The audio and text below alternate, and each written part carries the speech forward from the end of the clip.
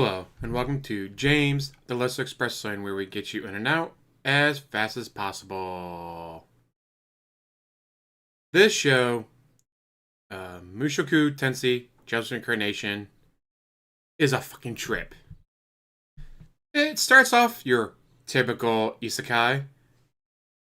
Guy dies, wakes up in a new world, as a baby.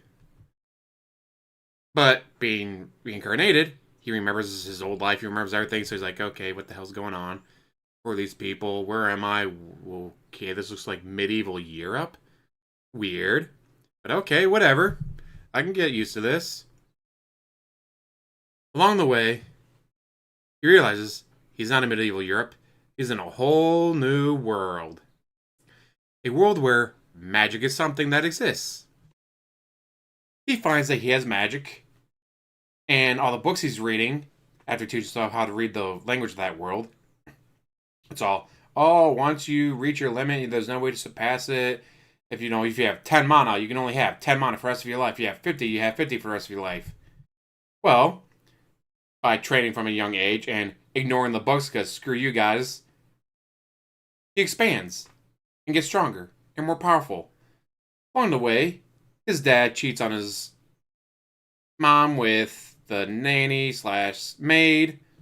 Now he's got a half sister. He meets a neighborhood boy, turns out to be a girl, Sophiette, and she can use magic too. Well, there's magic school. Well, his dad, well, I can send you there, but I can't be sending Sophiette there if her parents can't afford it. That just sucks to her, but Dad, you don't understand, she's actually really good. Doesn't matter, I don't have that kind of money. Well, what if I earned the money and I paid for her tuition? Well, your cousin's a bitch and has chased off every teacher that they've been assigned. If you go over there and you can train her in magic and all that without getting chased off, I guess that side of the family can pay for it. And that's how he meets his cousin. Unfortunately, she's a bitch. Tries to chase him off. Doesn't work. Now, when I say this show is a trip, there's a lot of ick to it. In this world, you don't celebrate every birthday, you celebrate 5, 10, 15. 5, congratulations, you're probably not going to die young. 10, congratulations, you made it to 10. 15, you're now an adult. Now, let's say he's 12, his cousin is 14, she's about to turn 15. Yeah. I don't know why they do this with these kind of shows. It just I don't get it. Now, when he was first learning magic, his parents found out. They hired a tutor named Roxy. She teaches him some magic. He falls in love. But then, all right, this is all I can teach you. Like, you're far beyond what anything I can ever teach you. Goodbye. Aw. Well, he has Sophiette. Yay! But then he has to go off to his city to train his cousin. Oh no, he fell in love again with his cousin. And when she turns 15, he's still 13, and it gets really fucking weird. And then there's the disaster. Forcing him and his cousin to work together with a demon to try to get back home. This show starts off typical isekai. Then it goes to, oh, he's going to be training. Oh, then this happens. Then this happens. Like, they don't stick to one plot line. They don't stick to one concept of the show, which I really enjoy. Like, there's so much about this to like and enjoy. The animation is fantastic. The action scenes are great. The story itself is pretty cool and interesting. It's just the ick factor. I don't want to spoil too much because as much as I do not like the ick factor, is definitely worth watching. Without the ick, one of my favorites that I've seen of the Isekai series. With the ick, not so much.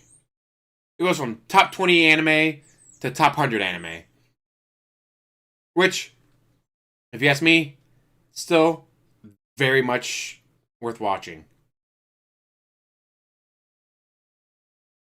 And unlike recent animes that are like, all right, here's 12 episodes, we're done.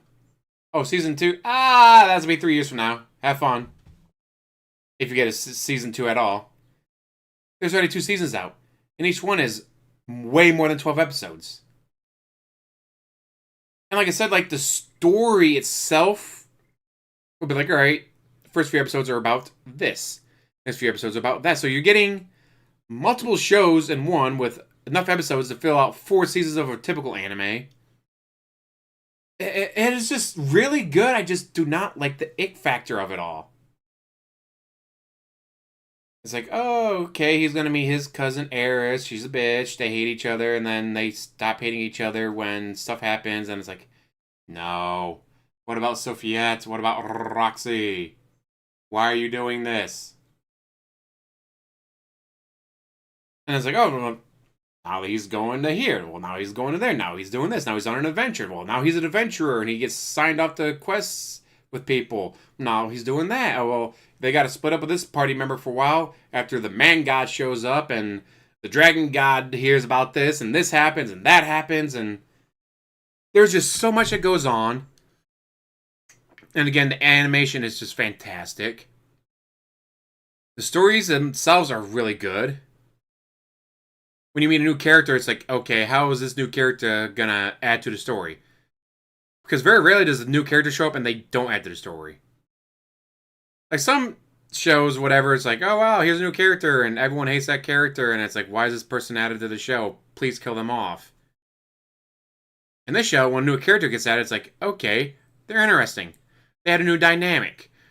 They have a different kind of personality than we've seen from the other characters, so they add something different to the story.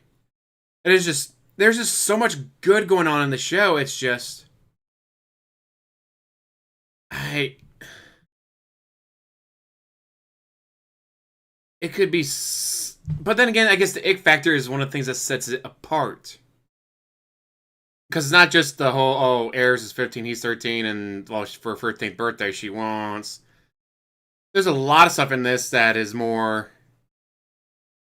I'm trying to think of a good way to explain it. Saying it's adult, it's like it's not as adultish. There's plenty of animes and stuff, and there's also scenarios in here that are adultish, but they don't give me that ick factor like the whole well, a couple scenes have.